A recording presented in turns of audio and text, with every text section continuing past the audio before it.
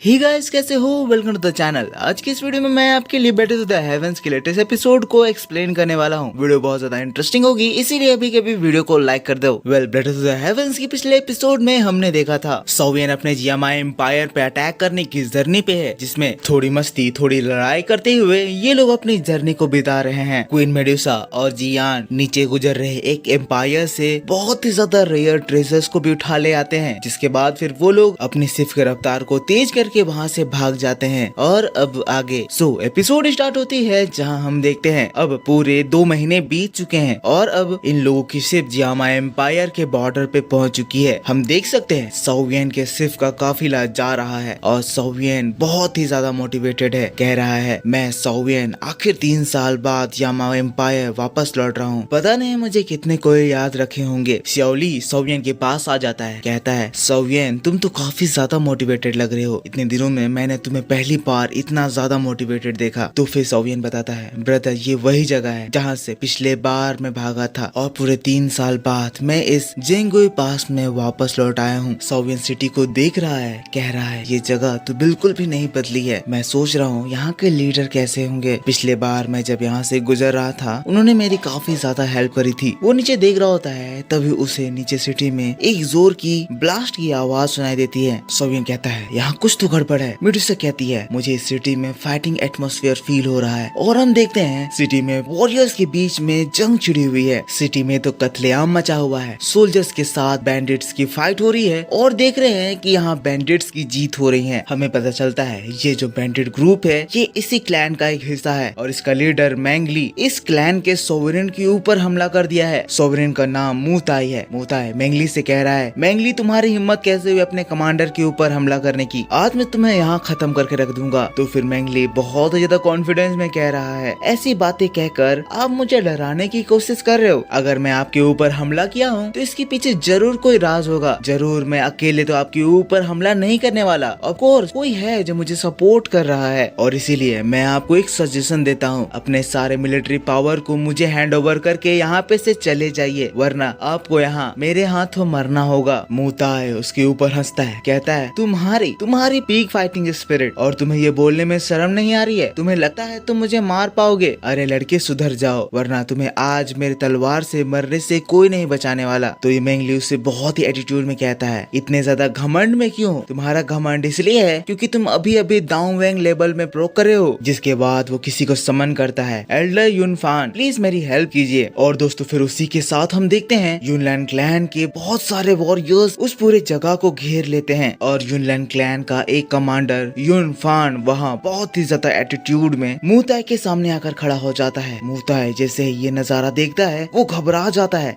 इस जियामा एम्पायर में यूनलैंड क्लैन बहुत ही स्ट्रॉन्ग एम्पायर है। अब ये यूनफान मूताई के पास आ गया है, कहता है, मूताई आपकी मूव फैमिली इस एम्पायर के 3 ग्रेट क्लैन में से एक है। आप हमारे यूनलैंड सेट की रिफ्यूजी को एक्सेप्ट कर लें और मैं आपसे प्रॉमिस करता हूँ आप अभी जितने सक्सेसफुल हैं उससे कहीं ज्यादा सक्सेसफुल फ्यूचर में हो जाएंगे। और अगर गलती से आप मेरे इस ऑफर को आज रिजेक्ट करते हैं तो मैं आपसे ये कहना चाहता हूँ कि आज का ये दिन आपके पूरे क्लैन का आखिरी दिन होगा। तो फिर मूताई कहता है, आपके यूनलैंड क्लैन के साथ दोस्ती करने से बढ़िया है मैं एक वफादार की मौत मरूं। अपने सेक्ट से गद्दारी करके मैं ह्यूमिलिएशन वाला डेथ नहीं मरना चाहता। अब ये बात सुनकर ये यूनफान गुस्सा हो जाता है, कहता है, मैं यूनलैंड क्लैन का जनरल आज ये प्रॉमिस करता हूँ कि तुम्हारा ये मू क्लैन शाम होने तक इस एम्पायर में एग्जिस्ट नहीं करेगा, क्योंकि अब वार शुरू होने वाला है। मूताई फिर अपने सोल्जर से कहता है, सोल्जर्स आज तैयार हो जाओ, आज हमारी आखिरी घड़ी है। हम लोगों को किसी भी तरह करके जेंगुई पास को प्रोटेक्ट करना है, चाहे इसके लिए हमें अपनी जान को भी क्यों न गंवानी पड़े। दोनों ही साइड अब अपने अपनी तलवार को एक दूसरे की ओर तान दिए हैं, पर क्लियरली इस जगह पे यूनफान मू क्लैन को पूरी तरह से बर्बाद कर देगा। अगर आप मेरा नोबल एक्सप्लेनेशन देखे हैं तो आपको पता होगा इस यूनफान का क्या लेवल है। लेकिन तभी हम देखते हैं वहाँ एक हंसी गूंजती है, सभी लोगों का ध्यान उसकी ओर चला जाता है। हंसी कहती है, इन 3 साल में मैंने नहीं सोचा था मिस्टी क्लाउड सेक्ट यूनलैंड क्लैन इतना ज्यादा एरोगेंट हो जाएगा। और फिर दोस्तों बादल हटता है और हम बादलों के बीच में 10 बहुत ज्यादा स्ट्रॉन्ग पीपल्स को देखते हैं। सभी लोग इनकी ओर देखकर हैरान, यहाँ एक साथ इतने ज्यादा ताकतवर लोग एक जगह पे कैसे इकट्ठा हो गए हैं। यहाँ हमारा सोवियन हीरो की तरह इन लोगों की ओर देख रहा है और इन लोगों की हालत खराब हो रही है। यहाँ हमें मैंगली को दिखाया जाता है जो कि कह रहा है, ये लोग आखिर कौन है जो कि जामा एम्पायर में आकर यूनलैंड क्लैन के आदमी को डांटने की हिम्मत कर रहे हैं। हम देखते हैं मुताई इन लोगों को देख रहा है, उसे समझ में आ गया इन लोगों की लेवल क्या है। एक दाओवांग लेवल के पर्सन। ये लाइनअप कितना ज्यादा हॉरिबल है। आखिर ये आदमी लोग कौन है जो इतना स्ट्रॉन्ग एसोसिएशन बनाकर यहाँ पे खड़े हैं। अब ये नजारा देखकर यूनफान भी थोड़ा सा घबराया है, इसीलिए वो कहता है मुझे नहीं पता आप लोग कौन है और यहाँ पे क्यों आए हैं, पर मैं आपको मेरा इंट्रोडक्शन दे देता हूँ। मैं यूनलैंड सैक का एल्डर यूनफान हूँ। हमारे यूनलैंड क्लैन का चीफ यूनसान है। मुझे नहीं पता आप लोग इनके बारे में सुने हैं या नहीं, पर मैं आपको ये जरूर बता देना चाहता हूँ कि यूनसान एक इलाइट दाओजोंग लेवल के पर्सन है। सोवियन कहता है यूनसान मैंने इसके बारे में सिर्फ सुना ही नहीं है, बल्कि मैं तो इसके बारे में बहुत अच्छे से जानता हूँ। और दोस्तों तूफान की तरह सोवियन की टीम इन लोगों के सामने लैंड करती है। लैंडिंग के एनर्जी ब्लास्ट से ही ये सारे लोग तितर बितर हो जाते हैं और क्या बड़ा स्मोक का क्लाउड फॉर्म होता है। स्मोक हटने पर जैसे ही यूनफान सोवियन की ओर देखता है, कहता है ये लड़का मुझे फेमिलियर क्यों लग रहा है। जिसके बाद वो सोवियन की तलवार को देखता है, जिसके बाद वो मेडिसा को देखता है और फिर उसे 3 साल पहले वाली बात याद आ जाती है जब ये सोवियन इस पूरे एरिया में कलेश मचाकर रख दिया था। यूनफान घबराते हुए कहता है तुम सोवियन हो, आखिर तुम जिंदा कैसे हो। सोवियन का नाम सुनकर यहाँ पे बहुत ही ज्यादा कमोशन मच जाता है। सभी लोगों की जुबान पे अब बस सोवियन का ही नाम है। सभी लोग कह रहे हैं ये लड़का जो मर गया था अभी तक जिंदा है। सोवियन हंसता है, कहता है मैं कैसे मर सकता हूँ जब तक तुम्हारा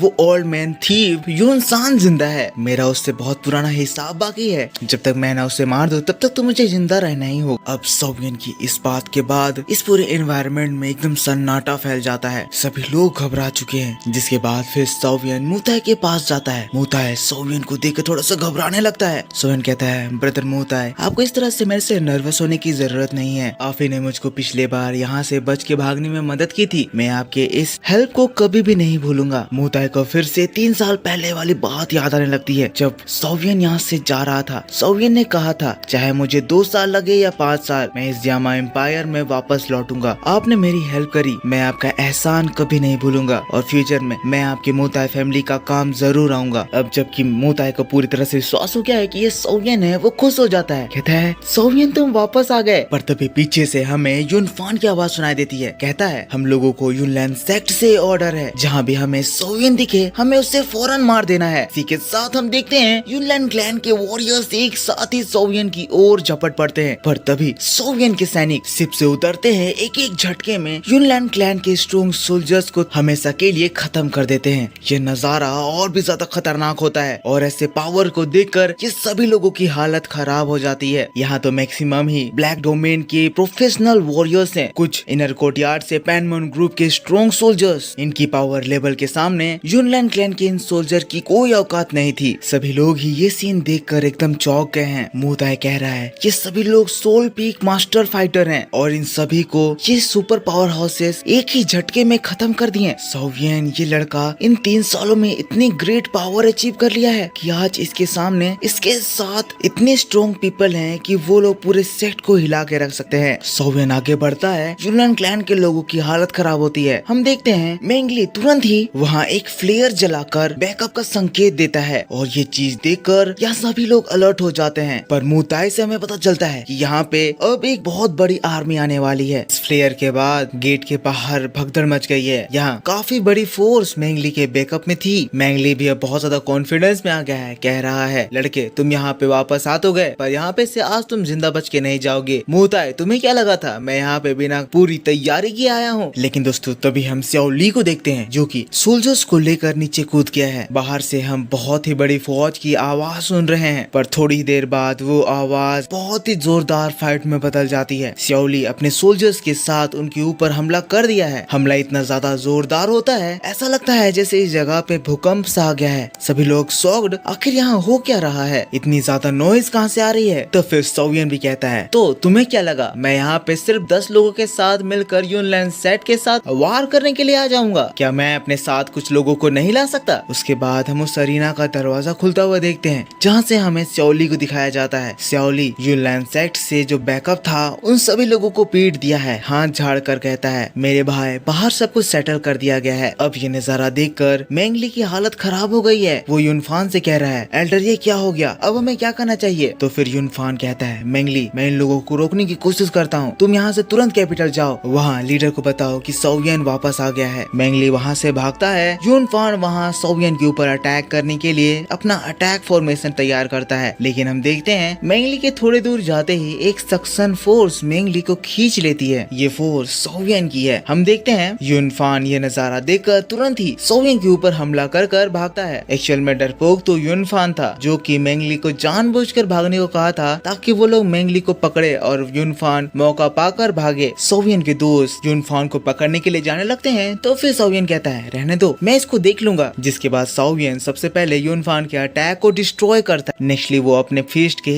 एक ही दम से मेंगली को मार देता है और नेक्स्ट यूनफान की ओर जंप लगाता है। मुताए सोवियन की रफ्तार को देखकर एकदम हैरान, ये कैसी भूत की जैसी रफ्तार है। अगले ही पल हम देखते हैं यूनफान जो सोवियन को पीछे ढूंढ रहा था कि वो उसका पीछा तो नहीं कर रहे हैं। सोवियन यूनफान के आगे यूनफान का इंतजार कर रहा है। कहता है इतनी घटिया स्पीड से तुम मुझसे भागने की कोशिश कर रहे हो। और फिर एक लात सोवियन का किक जो यूनफान के गर्दन पे पड़ता है। यूनफान हवा से डायरेक्ट नीचे जमीन में धड़ाम से गिरता है। एक ही लात में उसके सारे सेंसेस गुल हो गए हैं। सभी लोग ये नजारा देखकर एकदम हैरान हो गए हैं। सोवियन उतरता है, कहता है तुम एक दाओ बैंक के 3 स्टार पे हो और तुम चाह रहे हो कि तुम मुझसे बच के भाग जाओ। अगर आज तुम मुझसे बच के भाग जाओगे तो किसी को कैसे विश्वास होगा कि मैं यहाँ पे यूनसान को मारने के लिए आया हूँ। तो फिर ये यूनफान किसी तरह खड़ा होता है, कहता है सोवियन मुझे मत मारो, अगर तुम मुझे मार दिए तो यूनसान तुम्हें जिंदा नहीं छोड़ेगा। अब ये बात सुनकर सोवियन गुस्सा आ जाता है, कहता है तुम्हारे यूनलन सेक्ट ने मेरे सोवियन क्लैन को बहुत ही बुरी तरह डिस्ट्रॉय करा है और आज मैं यहाँ पे आया हूँ ताकि तुम लोगों के जो कर्म है उसका मैं तुम लोगों को दुगना हिसाब चुकाऊं। सोवियन फिर अपने हाथों से अपनी तुर्किश फ्लेम को उस यूनफान के ऊपर छोड़ता है, जिससे कि पल भर में यूनफान की बॉडी राख में बदल जाती है। अब ये नजारा देखकर तुरंत ही बाकी के लोग अपने अपने वेपन्स छोड़कर सरेंडर कर जाते हैं। सभी लोग अपनी जान की भीख मांगने लगते हैं। सीन यहाँ से शिफ्ट हो जाता है। हम लोग देखते हैं अब सोवियन और श्योली मुताई के साथ बैठे हैं, कुछ डिस्कशन कर रहे हैं। सबसे पहले तो इन लोगों की बात एक थैंक्स से शुरू होती है। सोवियन उसको थैंक्स बोलता है, मुताई सोवियन को थैंक्स बोलता है, जिसके बाद वो इम्पोर्टेंट बातें बताता है। जैसे ही सोवियन यहाँ के डोमेस्टिक एनवायरनमेंट के बारे में पूछता है, मुताई बोलता है इन पिछले कुछ सालों में यूनलैंड सेक्ट पूरी तरह से मेस्ड अप हो गया है। सोवियन तुम्हारे जाने के 6 महीने बाद ही यूनलैंड सेक्ट अपना स्टाइल ही बदल दिया। यूनलैंड सेक्ट उसके बाद ही न्यू सोल्जर्स को रिक्रूट करने लग गया। यूनलैंड सेक्ट फिर उन डिसाइपल्स को कंट्री के पूरे कोने कोने में पहुंचाने लगा। वैसे तो रॉयल फैमिली और 3 इंपॉर्टेंट क्लैंस को इस बारे में पता थी, पर सभी लोग यूनसान के स्ट्रेंथ की वजह से चुप रहे, जिसकी वजह से इस यूनलैंड सेक्ट की हिम्मत और ज्यादा बढ़ गई और ये और भी ज्यादा घमंडी हो गया। जिसके बाद हमने देखा ये तुम्हारे स्याओ फैमिली के साथ भी क्या करी। और फिर एक झलक हम लोगों को इस यूनलैंड सेक्ट की ओर दिखाया जाता है। यहाँ हम यूनलैंड सेक्ट के बिग सोल्जर एसोसिएशन को देखते हैं, जहाँ न्यू सोल्जर्स की ट्रेनिंग हो रही है। बहुत ही टाइट सिक्योरिटी है, बड़े बड़े फ्लाइंग बीस्ट हैं और यूनलैंड सेक्ट कितना ज्यादा एक्सपैंड कर गया है। हमें यूनलैंड सेक्ट के राज दरबार को दिखाया जाता है। यहाँ पे यूनसान के सामने 2 एल्डर्स लोग हैं। यूनसान इन दोनों से पूछता है, यूनफान जो कि ज़ेनगोई पास को कब्जा करने के लिए गया था, क्या हमारे पास उसके बारे में कोई न्यूज आई? तो फिर ये एल्डर कहता है ग्रैंड लीडर नहीं, हमें अभी तक यूनफान के बारे में कोई भी न्यूज नहीं मिली है। लगता है ये जरूर ही एक अच्छी अपॉर्चुनिटी का वेट कर रहा होगा। यूनसान कहता है पर बस एक ज़ेनगोई पास के लिए इतना ज्यादा तामझाम, उसके पास सभी एक मैसेज भेजो, उसको बताओ कि अगले 5 दिनों में वो ज़ेनगोई पास को जीत कर वापस यहाँ लौट आए। जिसके बाद ये एल्डर कहता है मास्टर अब बाकी ज़ेनगोई पास के बाद और कुछ ही ऐसे राज्य हैं जिसे कब्जा करने के बाद हम इस पूरे साउथ वेस्ट दाओ की कॉन्टिनेंट पे कब्जा कर लेंगे, जिसके बाद इस दुनिया की कोई भी पावर हम लोगों के साथ कम्पीट नहीं कर पाएगी। यूनसान कहता है तो मुझे बताओ प्रिपरेशन कैसी चल रही है? दूसरा एल्डर बताता है मास्टर हमारे सोल्जर्स रेडी हैं, जैसे ही आपके ऑर्डर्स मिलेंगे हम सभी लोग कैपिटल की ओर अटैक करने के लिए रवाना होंगे। इस बार इन लोगों का टारगेट मित्तल फैमिली है, ये आदमी कह रहा है, पर आइस एम्परर हाई बोदोंग एक स्ट्रॉन्ग दाहुवांग लेवल पर है, मुझे लगता है वो हमारे लिए कुछ डिफिकल्टीज खड़ा कर सकता है। यूनसान कहता है इस बारे में चिंता मत करो, कुछ आदमियों को ले जाओ, मैं चाहता हूँ इस बार हम लोग उस मित्तल फैमिली को पूरी तरह से इस कॉन्टिनेंट से हटा देंगे। दूसरी ओर इधर सोवियन मुताई से पूछता है ब्रदर मुझे बताइए अभी मित्तल फैमिली का क्या हाल है? मुताई बताता है मित्तल फैमिली अगर तुम पूछ रहे हो तो मैं तुम्हें बताता हूँ, जब से तेंगसान ने अपने क्लैन लीडर का पोजीशन याफे को दिया है, अभी इन पूरे 3 साल में ही Mittal family in 3 great clans में नंबर 1 पे पहुंच गई है। सोवियन कहता है तो याफे अब मित्तल फैमिली की हेड बन चुकी है। और सोवियन उस बात को याद करने लगता है जब वो याफे से यामा एम्पायर से निकलने से पहले मिला था, वो उससे प्रॉमिस करा था कि एक दिन वो जियामा एम्पायर जरूर लौटे और उन लोगों के साथ जो भी हुआ सोवियन उसका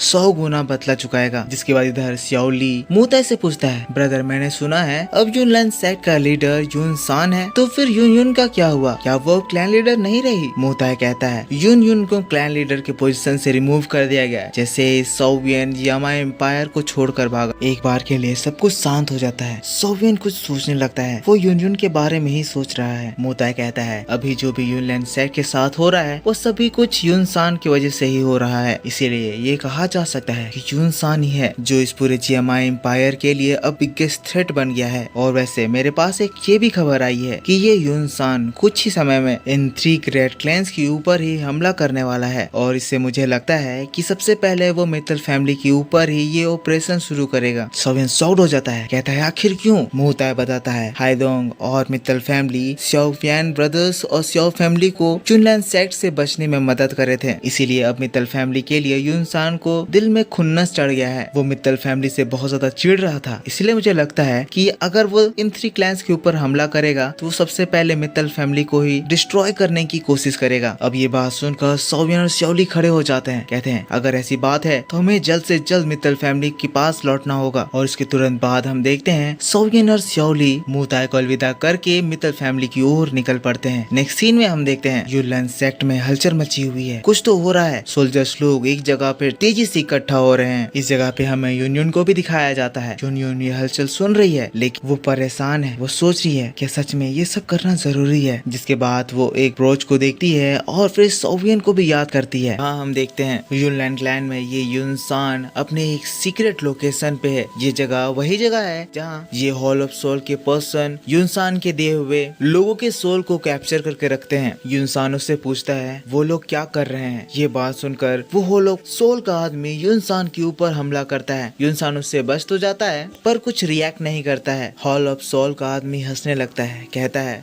हमारे हॉल ऑफ सोल का सीक्रेट आर्ट किसी भी इंसान की स्ट्रेंथ को द्वाओ एम्परर तक इनहेंस कर सकता है। यून सान तुम इस बार सियाओ फैमिली के किसी भी लोगों को जिंदा बचने मत देना। पिछले बार तुमने उन्हें अटैक तो करा था पर उनमें से काफी लोग जिंदा बचकर अभी भी सांस ले रहे हैं। नेक्स्टली हम देखते हैं यून सान के वो 2 एल्डर आ जाते हैं। ये वही एल्डर हैं जिनके बारे में यून सान अभी इस हॉल ऑफ सोल के पर्सन से पूछा था। एक्चुअल में ये हॉल ऑफ सोल का पर्सन इन 2 लोगों को अभी एक द्वा हुआंग लेवल में प्रमोट कर दिया है। इनके इस तैयारी का कारण ये है कि यून सान इन दोनों को ही अब मित्तल फैमिली पर हमला करने के लिए भेजने वाला है। यून सान उनसे कहता है अब तुम लोग यहाँ पे से जाओ, तुम्हारा मिशन है मित्तल फैमिली को पूरी तरह से बर्बाद करना और उसके बाद सियाओ फैमिली के हर लोगों को ढूंढना। अगर किसी जगह पे तुम लोगों को ये लगे कि ओपोनेंट तुम्हारी स्ट्रेंथ से ज्यादा पावरफुल है तो तुम मुझे कॉल, क्योंकि मैं तुम्हारा क्लैन लीडर हूँ, मैं तुम्हारी हेल्प करने के लिए तुरंत वहाँ पे आ जाऊंगा। जिसके बाद वो दोनों ही मित्तल फैमिली के ऊपर हमला करने के लिए निकल जाते हैं। हॉल ऑफ सोल का पर्सन यून सान के पास आ जाता है, कहता है होप करता हूँ इस बार तुम मुझे निराश नहीं करोगे।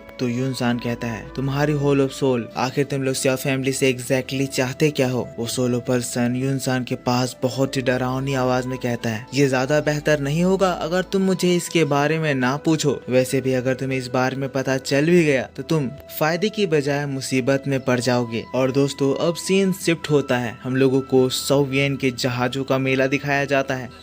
पर आगे बढ़ने से पहले हेलो गाइस, तो क्या आप भी एक ऐसे एप्लीकेशन की तलाश में हो जहां विदाउट एनी रिस्क बस प्रेडिक्शन करके पैसे कमाना चाहते हैं? तो गाइस मैं आपके लिए एक ऐसे एप्लीकेशन के बारे में बताता हूं जिसका नाम 1xBet है। ये एक रिलायबल एप्लीकेशन है जहां आप 100+ क्रिकेट और पोकर जैसे मैचेस खेल सकते हैं और 300+ गेम्स पर बेट लगाकर लाखों अर्न कर सकते हैं। तो इंतजार किस बात का है? मेरे कमेंट पे लिंक है, वहां से रजिस्ट्रेशन करो और मेरा प्रोमो कोड ओताकू 130 यूज करो। अगर आप ये यूज करते हो तो आपके फर्स्ट डिपॉजिट पे आप लोगों को 26,000 रुपीज का बोनस मिलेगा। इस पे डिपॉजिट करना बहुत ही आसान है। आप इसके लिए पेटीएम, फोन पे, जीपे किसी से भी डिपॉजिट कर सकते हो। तो जाओ जाकर रजिस्ट्रेशन करो, लिंक आपको मेरे पिन कमेंट पर मिलेगा। अब आगे हवा में वार की फीलिंग आ रही है, बादल गरज रहे हैं, बिजलियां कड़क रही है और इन लोगों का शिप उनके बीच से तेजी से मित्तल किंगडम की ओर जा रही है। दूसरी ओर दोस्तों मित्तल किंगडम में अटैक हो चुका है। पहला नजारा हमें आइस एम्परर का दिखाया जाता है जो क्या खतरनाक तरीके से यूनलैंड क्लैन के आने वाले सभी सोल्जर्स को मार रहे हैं, पर इनकी तादाद बहुत ही ज्यादा है। बहुत बड़ा सोल्जर का झुंड लगातार किंगडम में बस एंटर करे जा रहा है। मित्तल फैमिली की ओर से भी दमदार अटैक्स हो रहे हैं, सोल्जर्स एक दूसरे से टकरा रहे हैं, लगातार मौत हो रहे हैं, वार हो चुका है। वॉरियर्स अपना पूरा ताकत लगाकर ओपोनेंट पर हमला कर रहे हैं, पर थोड़ी ही देर बाद हम देखते हैं इन लोगों का हौसला टूटने लगता है। युनलैंड क्लैन की तादाद काफी ज्यादा है, जिसकी वजह से मित्तल फैमिली के सोल्जर्स घबरा रहे हैं और लगातार आते हुए सोल्जर्स को देखकर वो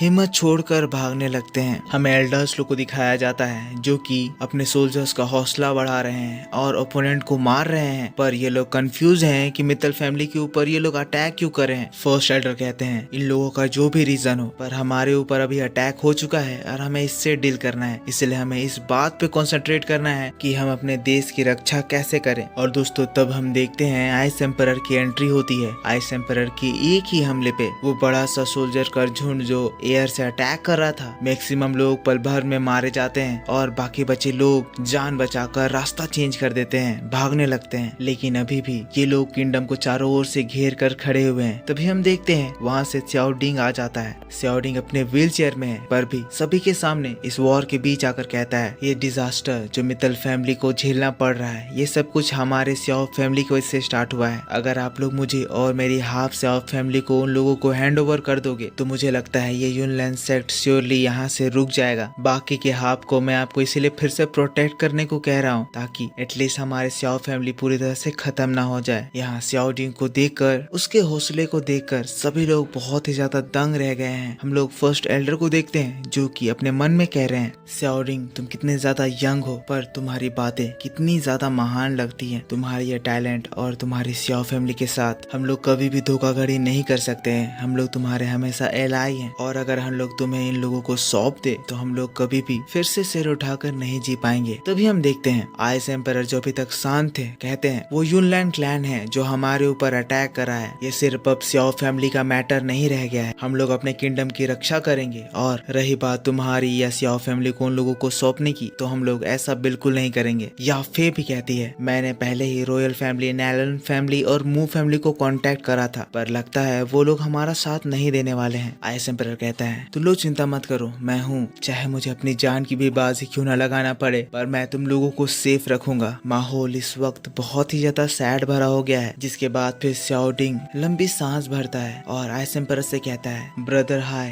क्या आप अभी भी थर्ड ब्रदर के आने का इंतजार कर रहे हो? आइस एम्परर कह रहा है हाँ मैं कर रहा हूँ और मुझे अभी भी उस पर पूरा विश्वास है। पर तभी दोस्तों अचानक से हमें एक धमाका सुनाई देता है। आसमान में तेजी से 3 लाइट चमकते हैं जो कि एक फॉर्मेशन बना देते हैं और कहते हैं मित्तल फैमिली, स्याओ फैमिली के बाकी के रेमिनेंट्स को हमारे हवाले कर दो, वरना आज ये तुम्हारा मित्तल क्लैन जमीन में दफन कर दिया जाएगा।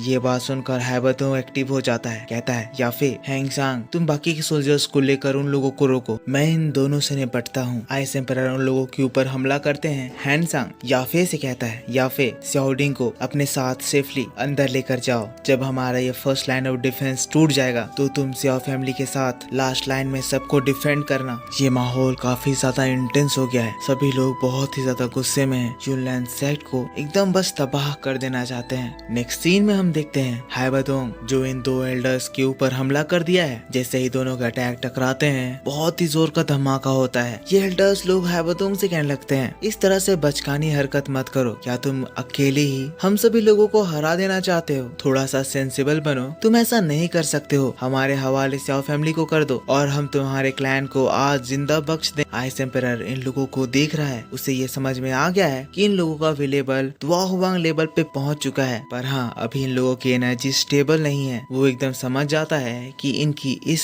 सडन प्रमोशन के पीछे जुनसान का ही हाथ है। ये लोग फिर से आइस एम्परर से कहने लगते हैं तो तुमने क्या सोचा, क्या तुम स्याओ फैमिली को हमारे हवाले कर रहे हो? आइस एम्परर कहता है युनसान ने इतने सालों तक जो भी इस जामा एम्पायर में करा, इस सिचुएशन में युनलैंड सेक्ट से एक शर्म से कम नहीं होगी। हमारा मित्तल फैमिली तुम्हारे लिए कभी भी सरेंडर नहीं करेगा। और रही बात युनसान की, युनसान इस जामा एम्पायर का डिसाइपल होना डिजर्व नहीं करता है और हम लोग उसे मार डालेंगे। तब यह एल्डर सभी से कहता है हम लोगों को जो ऑर्डर मिला है कि मित्तल फैमिली को एक्सटर्मिनेट, इस ऑर्डर का तुरंत ही फॉलो करा जाए। और दोस्तों फिर इसी बात के साथ सारे सोल्जर्स तेजी से एक बार फिर से मित्तल फैमिली की ओर अटैक कर देते हैं। सोल्जर्स एक दूसरे से भिड़ने लगते हैं, तीर कमान चल रहे हैं, सोल्जर्स मर रहे हैं, पर फाइट रुक नहीं रही है, पूरी तरह से कत्लेआम मच गया है। एल्डर्स लोग भी इस वॉर में कूद पड़े हैं और इस सीजन में पहली बार हम लोगों को इस खतरनाक लेवल का वॉर देखने को मिल रहा है। ये एकदम एक्चुअल वॉर की तरह लग रहा है,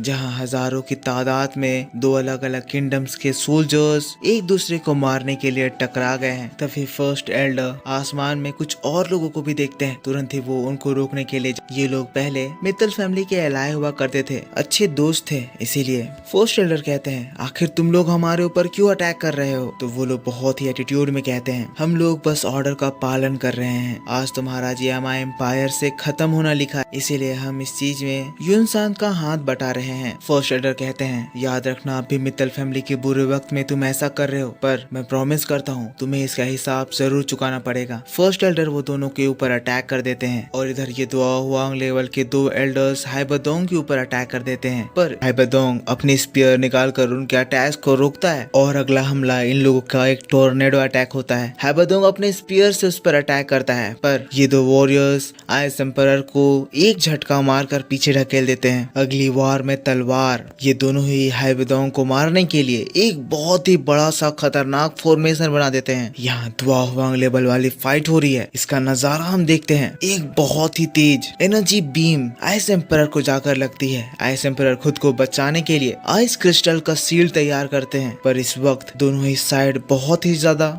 स्ट्रगल कर रही है। पर हाँ, आइस एम्परर की इसमें ज्यादा हालत खराब हो रही है। सीन यहाँ से शिफ्ट हो जाता है, हम लोगों को दूसरे राज्यों को दिखाया जाता है। यहाँ ये भयंकर वार का इफेक्ट उन लोगों को भी महसूस हो रहा है, काफी डरावना मंजर। इसीलिए ये लोग आपस में बात कर रहे हैं क्या हम लोगों को मित्तल फैमिली की हेल्प करनी जानी चाहिए। अगर आज मित्तल फैमिली एलिमिनेट हो जाती है तो फ्यूचर में उन लोगों का नंबर भी आ सकता है। पर यहाँ सभी लोग यूनसान से घबराए हुए हैं। यूनसान एक इलाइट दाओजोंग लेवल का पर्सन है। दूसरी क्लैन का भी यही प्रॉब्लम है, ये लोग हमला करना चाह रहे हैं पर कोई भी यूनसान से दुश्मनी नहीं करना चाह रहा है। इसीलिए ये अपने तैयार ट्रूप्स को भी मित्तल फैमिली का साथ देने जाने के लिए भी मना कर दे रहा है। दूसरी ओर मित्तल फैमिली में हालत खराब हो चुकी है, सोल्जर्स बहुत ही ज्यादा कम बचे हैं। एक सोल्जर याफे के पास आता है, उनको बताता है हम ये वार हार रहे हैं, अब हमारे पास सिर्फ 100 सोल्जर बचे हुए हैं। बात करें उन लोगों के एरोज कैनन्स की, इसकी सप्लाई भी उन लोगों के पास काफी कम बची है। याफे बहुत ज्यादा परेशान हो गई है,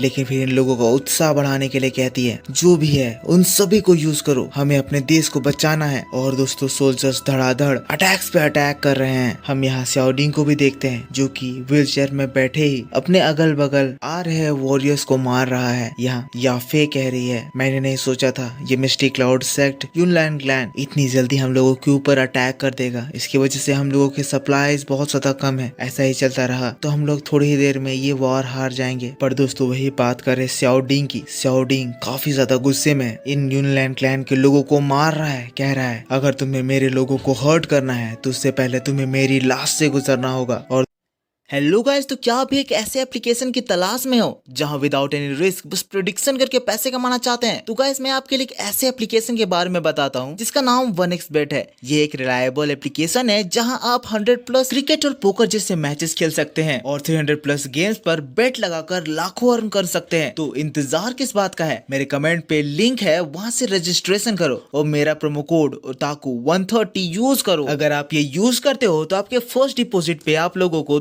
26,000 रुपीज का बोनस मिलेगा। इस पे डिपॉजिट करना बहुत ही आसान है। आप इसके लिए पेटीएम, फोन पे, जीपे किसी से भी डिपॉजिट कर सकते हो। तो जाओ जाकर रजिस्ट्रेशन करो, लिंक आपको मेरे पिन कमेंट पर मिलेगा होगा। और दोस्तों सीन शिफ्ट होकर हम लोगों को आइस एम्परर को दिखाया जाता है। यहाँ दोस्तों इन लोगों के बीच की फाइट और भी ज्यादा इंटेंस हो गई है। ये दोनों ही मिलकर आइस एम्परर को एक साथ हमला कर रहे हैं, जिसकी वजह से आइस एम्परर को काफी ज्यादा प्रॉब्लम हो रही है। पर जो भी हो, हमेशा की तरह आइस एम्परर इन दोनों को ही इस फाइट में हैंडल कर दिए हैं। किक्स पे किक्स, पंच पे पंचेस, अटैक्स पे अटैक्स, हर सेकेंड 5-6 अटैक्स से ज्यादा अटैक्स करे जा रहे हैं। और अटैक भी मामूली नहीं बल्कि दुआ हुआंग लेवल वाले अटैक, जिसके टकराने से पूरा आसमान गूंज रहा है। आइस एम्परर अपने टैक्टिक्स को चेंज करते हैं। वो डिस्टेंस बनाकर एक से एक बार में निपटने की कोशिश करते हैं, पर एक अटैक करते ही दोनों ही फिर से एक साथ हो जाते हैं। ये लोग एक साथ मिलकर आइस एम्परर को हरा दे रहे हैं। अब इस बात से गुस्सा आइस एम्परर अपने न्यू अटैक रियो अटैक करते हैं। उसी के साथ हम वहाँ पे तो बहुत ही ज्यादा बड़े बड़े आइस ड्रैगन्स देखते हैं। अगले ही पल ये खतरनाक आइस ड्रैगन्स उन दो दुआहुआंग लोगों के ऊपर हमला कर देते हैं। वो लोग जान बचाकर भागने लगते हैं, ड्रैगन्स उसका पीछा करने लगते हैं और अब ये अटैक इतना ज्यादा भयानक हो गया है कि ये दुआहुआंग लेवल के लोग सिर्फ और सिर्फ भागे जा रहे हैं। ड्रैगन का अटैक जब भी होता है बाल बाल खुद को बचाते हैं, पर आगे जाने के बाद इस बार ये लोग अपने डार्क मैजिक को यूज करने लगते हैं। इस डार्क मैजिक से वहाँ एक स्पिरिचुअल बर्ड क्रिएट और एक साथ उस स्पिरिचुअल बर्ड को पावर देकर वो उन दो ड्रैगन्स के ऊपर हमला करते हैं और हम देखते हैं ये इन आइस ड्रैगन्स को ये स्पिरिचुअल बर्ड अपनी पंखों से तोड़ कर रख देती है। एक ही झटके में आइस एम्परर के दो खतरनाक ड्रैगन्स डिस्ट्रॉय हो जाते हैं।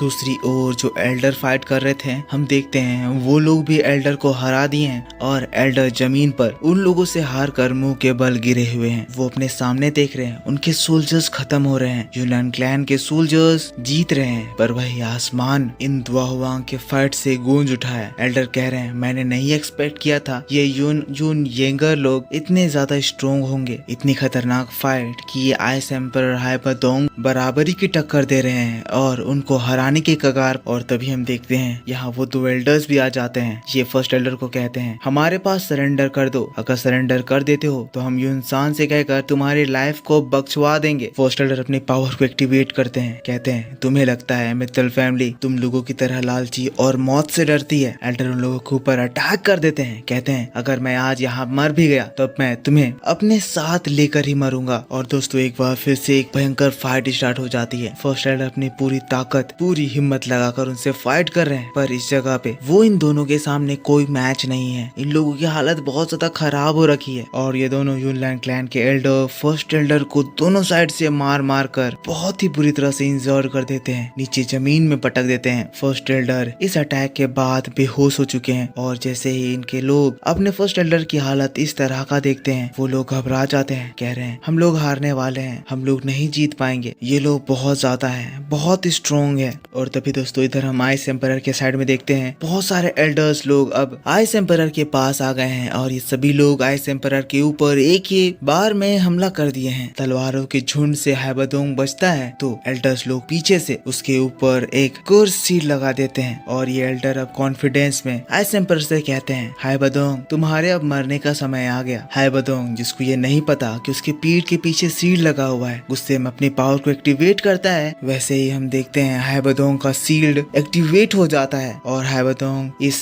सील्ड के अंदर जकड़ लिया जाता है। आइस एम्परर फंस गया है, अपने आप को छुड़ा नहीं पा रहा है। दूसरी ओर ये सभी एल्डर लोग मिलकर एक और नया सा किलिंग फॉर्मेशन एक्टिवेट कर दिए हैं। दूसरे किंगडम के लोग ये नजारा देखकर कह रहे हैं हाइबादोंग हार चुका है और वो अब मरने वाला है। और तभी वो एल्डर्स वो डार्क एनर्जी अटैक कर देते हैं, लेकिन तभी आसमान एक बार जोर से गूंजता है। सोनिक बूम की धड़धड़ा की आवाज तेजी से आसमान को फाड़ते हुए मित्तल फैमिली के पास पहुंच जाती है और जो अटैक हाइबादोंग को लगने वाला था एक फिगर आकर उसको रोक देता है। हाइबादोंग जोर से चिल्लाता है दोस्त संभल कर, ये एक कर्स है। पर हमारा हीरो सोवियन इस मैटर को संभाल लिया है। हाइबादोंग को इशारा देता है कि सब कुछ कंट्रोल में है। यूनलैंड क्लैन के लोग घबराहट में कह रहे हैं आखिर ये कौन है, क्या है, ये हमारे अटैक को रोक कैसे लिया, तुम्हारी हिम्मत कैसे हुई बीच में इंटरफियर करने की, यहाँ से हट जाओ। पर उस जगह पे हम सोवियन का बड़ा सा तुर्किश फ्लेम उनके फॉर्मेशन को सराउंड करता हुआ देखते हैं। हाइबादोंग सोवियन से चिल्ला रहा है, कह रहा है वहाँ से हट जाओ। ये एल्डर्स लोग फिर से एक बार पूरा पावर लगाकर अटैक को इनहेंस कर दिए हैं। या फिर साउडिंग सभी लोग ये नजारा देखकर शॉक्ड हैं, सोच रहे हैं आखिर ये इतना ज्यादा ताकतवर आदमी कौन है। वही दोस्तों यहाँ ये आसमान सोवियन की इस एनर्जी से जगमगा उठा है। सोवियन अपने दूसरे हाथ की तुर्किश फ्लेम का इस्तेमाल करके उन लोगों के अटैक को खा जाता है। हम लोगों को ये बात पता ही है सोवियन की फ्लेम कितनी ज्यादा स्ट्रॉन्ग है और ये दूसरे फ्लेम को तबाह कर देती है। यह नजारा जैसे ही सभी लोग देखते हैं देखकर एकदम हैरान रह जाते हैं और सोवियन की पावर से एक ही झटके में हाइबादोंग का कर्स सील भी टूट जाता है। यहाँ ये एल्डर्स लोग जो सोवियन की इस अटैक से पीछे हो गए हैं सोवियन के सामने रिस्पेक्टफुली कह रहे हैं आखिर आप कौन है, प्लीज अपना इंट्रोडक्शन दीजिए। और हम लोग सोवियन की आवाज सुनते हैं जो कि अभी अपने फ्लेम से लिपटा हुआ है, कहता है 3 साल हो गए, मैंने नहीं एक्सपेक्ट किया था इतनी ज्यादा ताकत ताकतवर और बेशर्म हो जाओगे। हम लोग एक बेस्ट फ्रेंड हुआ करते थे। तभी यूनलैंड क्लैन का एल्डर कहता है तुम जो भी हो, पर अभी तक यूनलैंड क्लैन के सामने इस तरह से अपोज करने की हिम्मत किसी की नहीं हुई है। तुम्हें इसकी सजा जरूर मिलेगी। तुम क्या सोच रहे हो, अपने इस फॉर्म को यहाँ दिखाकर तुम अपने रियल बॉडी को छुपा लोगे? हम तुम्हें ढूंढ कर मार डालेंगे। लेकिन तभी दोस्तों हम देखते हैं सोवियन की उस फ्लेम से सोवियन की रियल बॉडी उभर कर आती है, और जैसे ही सोवियन इनके सामने आता है